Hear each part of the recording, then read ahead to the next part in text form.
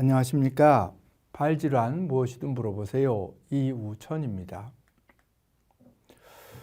부주상골이라는 게 있는데 그것 때문에 수술을 해야 될 경우가 있습니다. 그래서 그거에 대해서 수술 자체에 대해서 좀 더 자세히 설명을 해드리려고 이 동영상을 만들었습니다.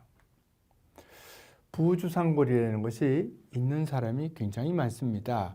그래서 보통 이거에 대한 그 논문들에 보면은 12사람 정도에 한 명이 있다. 그러니까 길 가는 사람을 자기가 사람이 누구나 내 뼈에 어떤 게 이상이 있는지 이런 뼈가 있는지 그런 걸 되게 모르고 살지요. 근데 그분들을 만약에 다 사진을 찍었다 그러면 대충의 10사람에서 12사람 정도에는 한 명이 이런 부주상골이 있다.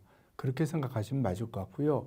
제가 보기에는 개인적으로는 이거보다 좀 더 많은 것 같습니다. 그래서 근데 여기서 이제 꼭 얘기하고 싶은 거는 부주상골, 이제 주상골이라는 뼈에 부가적으로 있는 뼈다. 그래서 이걸 이제 부주상골이라는 말을 쓰는데요.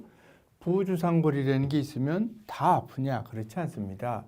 사람이 10명 중에 1명 정도 이런 부주상골이 있는데 그게 다 아프다 그러면 이 세상에 전부 다 부주상골 통증 환자일 거 아닙니까? 근데 그런 거야 아니고 또 하나는 통증이 있더라도 아주 심하게 쓴 다음에 가령 등산을 몇 시간씩 하고 난 다음에 아프고 그 다음날 좀 아프고 그 다음날쯤 되면 아주 괜찮다. 보통 때는 모르고 지낸다. 이런 분들 또한 많은 것이고 그 정도의 증세에서는 보통 수술을 하지는 않습니다.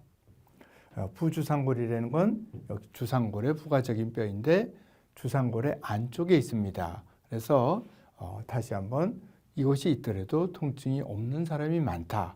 그것을 말씀드리고 싶습니다. 그래서 당연하죠. 뭐든지 이 뼈가 있어서 무슨 관절염을 만드는 것도 아니고 기능상의 문제가 없는 것이라면 그걸 수술할 이유가 없고 통증이 있어서 일상활동 또는 나는 이게 있어서 내가 뭐 출퇴근은 하고 학교는 다니지만 운동은 내가 이것 때문에 잘 못하겠다. 이 정도 되면 이제 수술을 생각해 보게 됩니다.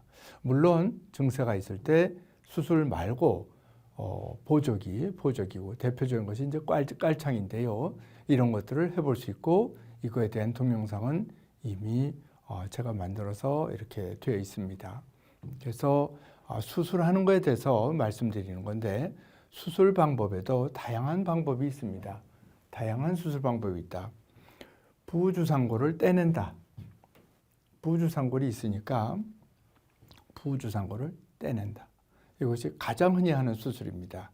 나이가 청소년이든 뭐 연세가 아주 많으신 분이든 부주상골이 있고 그것에서 통증이 생길 때는 가장 흔히 하는 수술은 만약에 수술을 해야 된다면 부주상골 떼내는 수술을 가장 많이 합니다.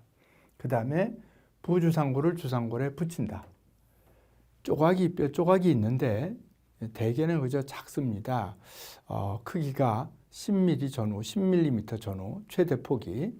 그래서 큰 경우에는 15mm 이상 되는 것도 꽤 있습니다. 그래서 크더라도 증세가 없으면 물론 수술 안 합니다. 그런데 그것이 증세가 생겼을 때 주상골과 부주상골 사이가 움직여서 통증이 생길 때 주상골의 작은 뼈를 큰 뼈에다가 큰 뼈라 그래도 주상골이 그렇게 큰 뼈는 아닌데 하여튼 이렇게 뼈를 붙인다.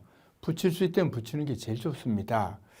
또 한 가지 방법은 이것이 부주상골이고 이게 주상골이라 그러면 성장기 아동에서 가령 9세, 10세 이럴 때 여기가 아픈 경우가 그렇게 많지 않습니다. 왜냐하면 대개 그 나이의 어린이들은 체중이 가볍습니다. 그렇기 때문에 대개는 괜찮은데요. 그런 어린이가 만약에 부주상골 때문에 증세가 많다 그러면 그다음 물론 깔창을 해보겠죠. 그렇게 해서도 안 되면은 수술을 하는데 떼내든지 붙이는 거 말고 이런 보고가 있고 저는 이런 경우를 이렇게를 많이 해보지는 않은데 그런 적절한 시기에 딱 맞는 시기에 있으면은 한번 해볼 수 있는 방법인데 가는 침으로 요거보다 훨씬 볼펜심 같은 걸로 이제 그걸 저희는 이제 수술할 때 강선이라 그러는데요. 박아놓는 게 아니라 구멍을 쭉쭉 뚫어줍니다. 그러면 성장기이기 때문에 이 뼈와 이 뼈 사이에 속으로 출혈이 되겠죠. 그러면 자연적으로 이 뼈와 이 뼈 사이가 꾸덕꾸덕해져서 움직이지 않게 되는 거죠. 이제 그럴 수가 있는데 요거는 이렇게 할 수 있는 경우는 굉장히 소수겠고, 이렇게 하는 경우는 이것도 문제가 있어서 제일 흔한 거는 떼내는 겁니다. 어떤 방법으로 수술을 하든지, 가령 떼든지 붙이든지 구멍을 뚫든지 어떤 방법으로 수술하든지 부주상골에 붙어있는 힘줄에 무리가 가지 않도록 해야 한다. 이게 제일 중요한 항목입니다. 이거에 대해서는 또 설명을 해드리도록 하겠습니다. 부주상골 다시 한번 붙이는 방법에 대해서 말씀을 드리면, 부주상골을 주상골과 붙일 수만 있다면 가장 좋은 방법입니다. 왜 그러냐면 거기에 붙어있는 힘줄을 다치지 않기 때문에 가장 좋은 방법인데, 이것이 그렇게 작은 뼈를 붙인다는 것이 쉽지 않기 때문에 붙이려고 수술을 했는데 안 붙으면은 또 수술해야 됩니다. 또 붙이든지 떼든지 역시 마찬가지 원점으로 돌아와서 다시 수술을 해야 되거든요. 그래서 그런 위험 부담이 있고 실제로 안 붙는 경우가 상당히 있기 때문에 붙이는 방법을 그렇게 즐겨 하는 분들도 있지만 별로 그렇게 이런 위험 부담을 무릅쓰고 하기가 좀 꺼려지는 방법입니다. 구멍 뚫는 거는 특정한 연령대에서 할 수 있다.